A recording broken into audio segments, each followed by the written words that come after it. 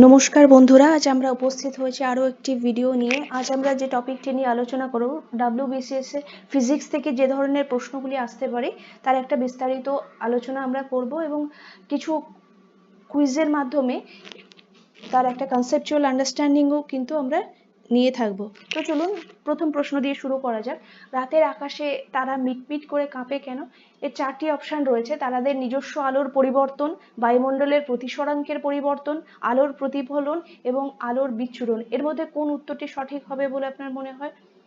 এখানে কোন উত্তরটি সঠিক হবে? Option B. Option B, sorry এক মিনিট, বায়ুমণ্ডলের প্রতিসরাঙ্কের পরিবর্তন। এটি কেন হবে? যে রাতের আকাশে যখন আলো আসছে, রাতের আকাশে কি হচ্ছে, যখন আলো আসছে, এক মিনিট জাস্ট, ওকে, এই যে রাতের আকাশে যখন আলো আসছে তখন বায়ুমণ্ডলের বিভিন্ন ঘনত্ব এবং তাপমাত্রার কিন্তু বারবার পরিবর্তন হচ্ছে। এর জন্য আলোর এই যে প্রতিসরণ বা যেটাকে আমরা বলছি রিফ্র্যাকশন ঘটে থাকে, যে কারণে কিন্তু তারাগুলি মিটমিট করে থাকে। পরের প্রশ্ন, এই যে বৃষ্টির ফোঁটা সম্পূর্ণ গোলাকার আকৃতি ধারণ করে, এই যে বৃষ্টির ফোঁটা কেন গোলাকার আকৃতি ধারণ করেছে, এর পেছনে কি কারণ রয়েছে? বলছে বায়ুর সান্দ্রতা, বায়ুমণ্ডলীয় চাপ, তরলের পৃষ্ঠটান এবং পৃথিবীর মহাকর্ষ। অপশন ডি, পৃথিবীর মহাকর্ষ বল। কোন উত্তরটি সঠিক হবে আপনার মনে হয়? কোন উত্তর সঠিক হবে? উত্তর অপশন সি, তরলের পৃষ্ঠটান। তরলের পৃষ্ঠটান, এই উত্তরটি সঠিক হবে। কেন? তরলের উপরিভাগ সবসময় কি করে? নিজের ক্ষেত্রফল কমিয়ে রাখে। তরলের উপরিভাগ কি করছে? সবসময় নিজের ক্ষেত্রফল কমিয়ে রাখে। জ্যামিতিকভাবে গোলকের ক্ষেত্রফল কিন্তু সবচেয়ে কম হয়ে থাকে, যে সার্কেল তার ক্ষেত্রফল সবচেয়ে কম হয়ে থাকে। তাই এই যে পৃষ্ঠ টান বা সারফেস টেনশন, এর জন্য কিন্তু এই বৃষ্টির ফোঁটা সম্পূর্ণ গোলাকার হয়ে থাকে। পরবর্তী প্রশ্ন, বাদুর রাতের অন্ধকারে বাধার সাথে ধাক্কা না খেয়ে ওড়ে কিসের সাহায্যে?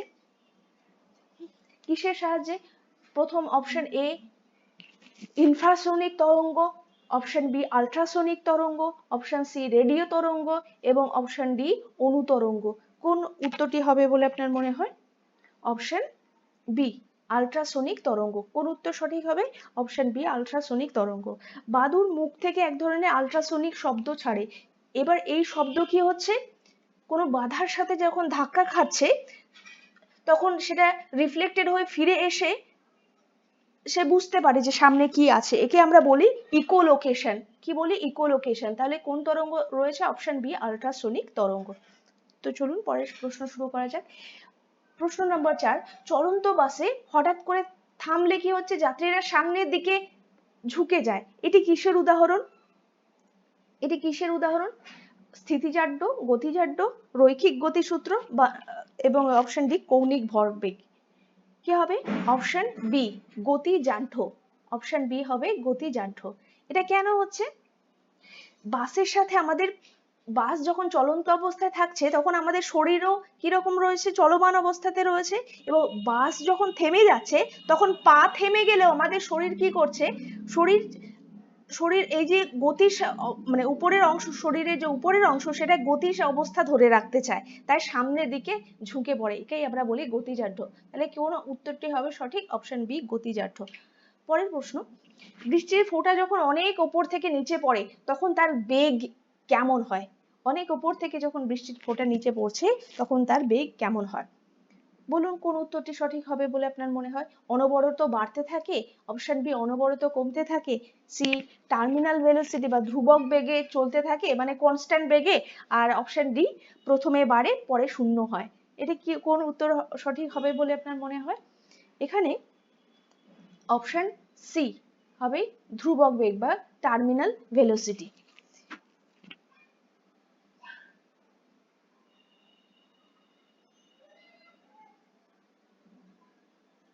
এই যে টার্মিনাল ভেলোসিটি, কারণ বৃষ্টির ফোঁটা যখন কি হচ্ছে, উপর থেকে নিচের দিকে অভিকর্ষ বল কাজ করছে এবং বাতাসের ঊর্ধ্বমুখী বল। উপর থেকে কি করছে? অভিকর্ষ বল নিচের দিকে টেনে আনছে, আর বাতাসের যে ঊর্ধ্বমুখী বল সেটা উপর থেকে বাধা দিচ্ছে, ফলে কি হচ্ছে, উপর থেকে এক ধরনের বল কাজ করছে, নিচের থেকে এক ধরনের বল কাজ করছে, যে কারণে বৃষ্টির ফোঁটাটা সমান একইভাবে চলতে থাকে, অর্থাৎ ধ্রুবক, তার নির্দিষ্ট স্থির বেগে কিন্তু পড়তে থাকে।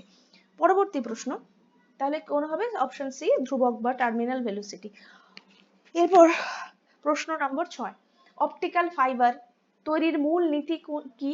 আমরা বহুবার পড়েছি, অপটিক্যাল ফাইবার কাজ করে আলোর ব্যতিচার নয়, বিক্ষেপণ নয়, অভ্যন্তরীণ পূর্ণ প্রতিফলন বা ইন্টারনাল রিফ্লেকশন, তাই তো? অপটিক্যাল ফাইবারে কি হচ্ছে, আলো যখন গ্লাসের দেয়ালে একটা সংকট কোণের চেয়ে বেশি কোণে ধাক্কা খাচ্ছে, তখন সেটা বাইরে না বেরিয়ে ফিরে আসে, পুরো যতটা, ছবিটা আমার ভুল হয়ে গেছে, যতটা রিফ্লেক্টেড হচ্ছে ঠিক ততটাই বাইরে বেরিয়ে আসে, এটাকে আমরা বলছি টোটাল ইন্টারনাল রিফ্লেকশন বা অভ্যন্তরীণ পূর্ণ প্রতিফলন, অপশন সি। পরবর্তী প্রশ্ন নম্বর 7, লোহার পেরেক ডুবে গেলেও বিশাল জাহাজ জলে ভেসে থাকে, এটি কেন হয়ে থাকে? এখানে কোন সূত্র কাজ করে?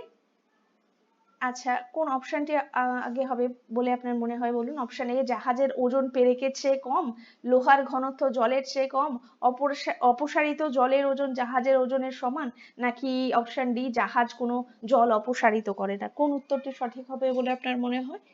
এখানে যে উত্তরটি সঠিক হবে অপশন সি, অপসারিত জলের ওজন এবং জাহাজের ওজন সমান।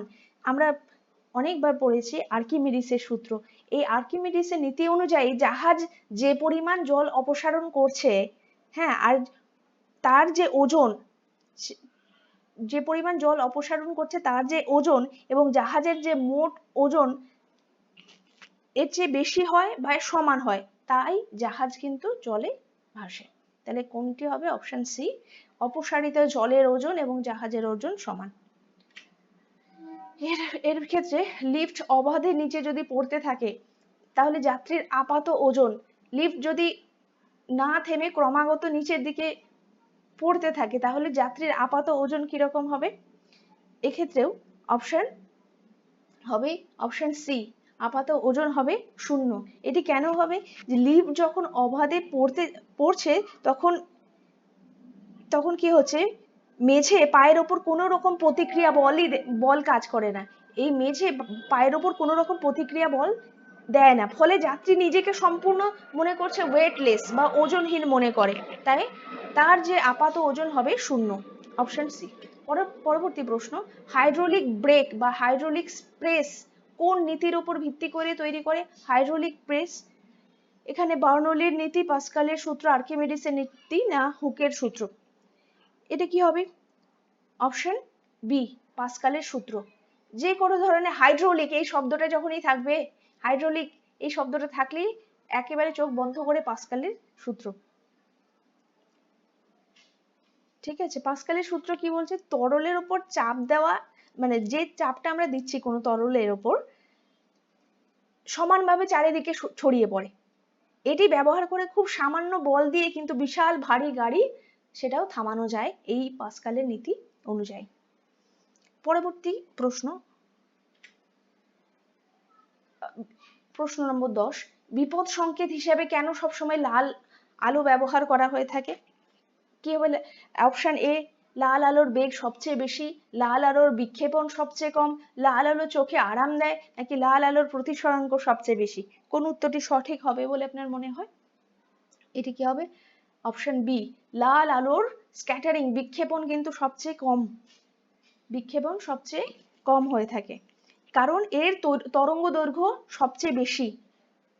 বেনি আসহ কলা, এটা আমরা ছোটবেলা থেকে পড়েছি, লাটা সবার শেষে বলছি, মানে লালের তরঙ্গ দৈর্ঘ্য সবচেয়ে বেশি হয়ে থাকে, তাই ধুলোবালি যে কুয়াশায় এটি কম ছড়ায়, এর স্ক্যাটারিং হয় না, ঠিক আছে, এবং অনেক দূর থেকেও স্পষ্ট দেখা যায়। তাহলে কোন অপশনটি হবে? অপশন বি, লাল আলোর বিক্ষেপণ সবচেয়ে কম। পরবর্তী প্রশ্ন নম্বর 11, মাটির কলসির জল গরমকালেও কেন বেশ ঠান্ডা থাকে? এটি কি? অপশন এ, মাটির কলসি তাপের সুপরিবাহী, ছিদ্র দিয়ে বাষ্পীভবনের জন্য লিনতাপ ত্যাগ, মাটির নিজস্ব কোনো তাপমাত্রা নেই, নাকি বায়ুমণ্ডলীয় চাপের প্রভাব? অপশন ডি, বায়ুমণ্ডলীয় চাপের প্রভাব। এই চারটির মধ্যে কোন উত্তরটি সঠিক হবে বলে মনে হয়? অপশন বি, ছিদ্র দিয়ে বাষ্পীভবনের জন্য লিন তাপ ত্যাগ। আমরা বহু উদাহরণ পড়েছি, তাহলে কোনটি হবে? ছিদ্র দিয়ে বাষ্পীভবনের জন্য লিন তাপ। এই কারণে এই মাটির গায়ে, মাটির হাঁড়ির যে কলসির যে গায়ে প্রয়োজনীয় বাষ্পীভবনের প্রয়োজনীয় লিন তাপ মাটির কলসির গায়ে থেকে নিয়ে থাকে, তাই এর তাপমাত্রা কমে যায়, ফলে জল ঠান্ডা হয়। পরবর্তী প্রশ্ন, প্রশ্ন নম্বর 12, তীব্র ঝড়ে ঘরের টিনের চাল উপরের দিকে উড়ে যায়, এটি কেন? অপশন এ, চালের ওপরের অংশ নিম্নচাপের সৃষ্টি হয়, টিনের চালের ওজন কম হওয়ায়, ঝড় সরাসরি নিচ থেকে ধাক্কা দেয়, নাকি অপশন ডি, বায়ুর আর্দ্রতা বৃদ্ধির জন্য।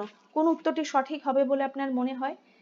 এখানে কাজ করবে বার্নৌলির নীতি। অপশন এ, চালের উপরের অংশে নিম্ন চাপের সৃষ্টি হয়। কি হচ্ছে, বার্নৌলির নীতি অনুযায়ী কি বলছে, চাপ, এই চালের ওপরের অংশে বাতাস দ্রুত গতিতে যখন বয়ে যায়, বায়ু যখন বয়ে যাচ্ছে, তখন সেখানে ভ্যাকিউম তৈরি হচ্ছে, ফলে নিম্নচাপ সৃষ্টি হচ্ছে, এবং সেই নিম্নচাপকে পূরণ করার জন্য ঘরের ভেতরের উচ্চচাপ থেকে বায়ু টিন ভেদ করে বাইরে বেরিয়ে আসতে চায়, যে কারণে ঝড়ের সময় চালটাকে উপরের দিকে ঠেলে দেয়। তাহলে কি হবে, চালের ওপরের অংশে নিম্নচাপের সৃষ্টি হয়, অপশন এ। এবং কোন নীতির উপর ভিত্তি করে? বার্নৌলির নীতি। ওকে, পরবর্তী প্রশ্ন, প্রশ্ন নম্বর 13, টিভির রিমোট কন্ট্রোল থেকে কোন ধরনের তরঙ্গ নির্গত হয়?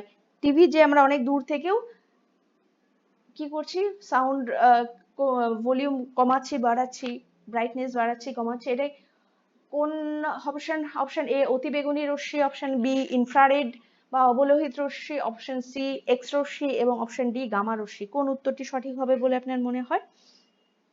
এক্ষেত্রে সঠিক হবে option B, infrared radiation, infrared radiation বা অবলোহিত রশ্মি। ঠিক আছে, এটি এক ধরনের তাপীয় তরঙ্গ যেটা তথ্য আদান প্রদান করতে সহায়তা করে, তাহলে ইনফ্রারেড রেডিয়েশন টিভির রিমোটে ব্যবহৃত হয়।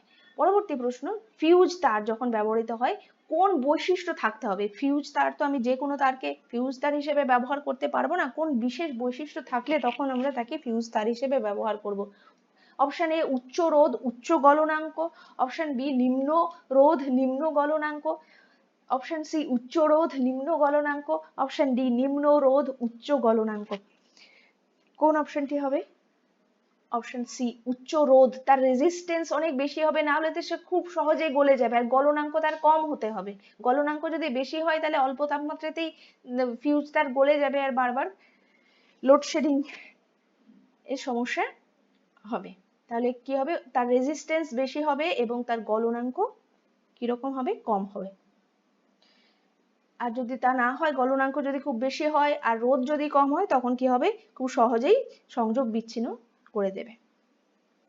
পরবর্তী প্রশ্ন, প্রশ্ন নম্বর 15, প্ল্যাটফর্মে সুটকেস নিয়ে হেঁটে যাওয়া কুলির যে কৃতকার্য কতটা কাজ করছে? আমরা বলছি সে অনেক কাজ করছে, আসলে তার কাজের পরিমাণ কত? ফিজিক্সের সূত্র অনুযায়ী, ফিজিক্সের নীতি অনুযায়ী তার কাজের পরিমাণ কিন্তু 0, অপশন সি, তার কাজের পরিমাণ 0। বল যে সুটকেসের ওজন যেটা মাথার উপর নিয়ে, এখানে আমার ছবিটা এই, যাই হোক, মাথার উপর যখন সুটকেস নিয়ে যাচ্ছে এবং সে যে হাঁটছে হাঁটছে এইভাবে, আর মাথার উপর সুটকেস নিয়ে যাচ্ছে এইভাবে, একটা 90 ডিগ্রি অ্যাঙ্গেল পারপেন্ডিকুলারলি থাকছে, 90 ডিগ্রি কোণে থাকায় মানে হাঁটার দিক এবং তার যে সুটকেসের ওজন একে অপরের সাথে পারপেন্ডিকুলারলি কাজ করছে, যে কারণে ফিজিক্সের সংজ্ঞা অনুযায়ী কোনো কৃতকার্য হয় না, তাহলে 0 কার্য। পরবর্তী প্রশ্ন, প্রশ্ন নম্বর 16, সূর্য এবং নক্ষত্রগুলির বিপুল শক্তির মূল উৎস কোনটি?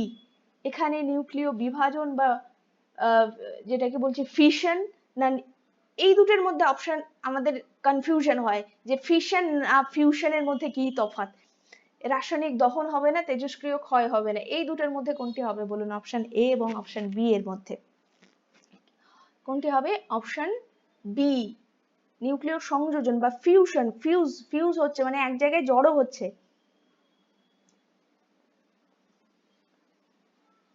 সূর্যের কেন্দ্রে কি হচ্ছে, সূর্যের কেন্দ্রে প্রচন্ড চাপে হালকা একটা অনেক পরিমাণে হাইড্রোজেন এবং হিলিয়াম থাকে। এই হাইড্রোজেন পরমাণু জুড়ে গিয়ে, অনেকগুলি হাইড্রোজেন পরমাণু জুড়ে গিয়ে একটা ভারী হিলিয়াম তৈরি করে। এই সংযোজন যুক্ত হচ্ছে, ফিউজ হওয়া মানে কি যুক্ত হচ্ছে, আর ফিশন হওয়া মানে কি ভেঙে যাচ্ছে। ভেঙে গেলে তার শক্তি কমে যাবে, কিন্তু বলছে বিপুল শক্তির মূল উৎস কি, তার মানে অনেকগুলো সংযোজিত হয়ে একটা বিশাল বড় হিলিয়াম তৈরি করবে। তাহলে সংযোজন, তাহলে সূর্যের বিপুল শক্তির মূল উৎস নিউক্লিয় সংযোজন বা ফিউশন। পরবর্তী, মায়োপিয়া বা শর্ট সাইটনেস দূর করতে কোন লেন্স ব্যবহার করা হয়? মায়োপিয়া বা শর্ট সাইটনেস দূর করতে কোন লেন্স ব্যবহার করা হবে?